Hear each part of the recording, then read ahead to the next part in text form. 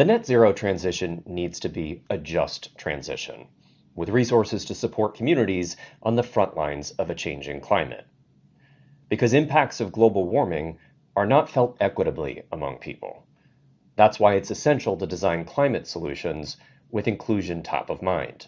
So we talk to experts about the climate justice imperative.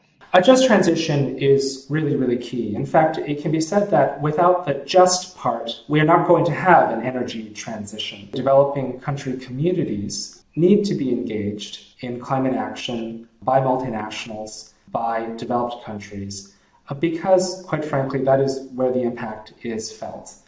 You can't ignore the human costs of unmitigated climate change. The economic costs are expected to be in the trillions, but that doesn't even begin to count the suffering of millions and millions of people displaced from their homes. You know, the impact that climate has on the disadvantaged communities around the world is huge. We at IBM have spent a lot of time thinking about that and trying to help provide NGOs and third-party organizations resources and tools to help those most at-risk communities. Every company, as they're working with their stakeholders, as they're designing their strategic plans, they've got to bring in stakeholders from communities who have lived the problem.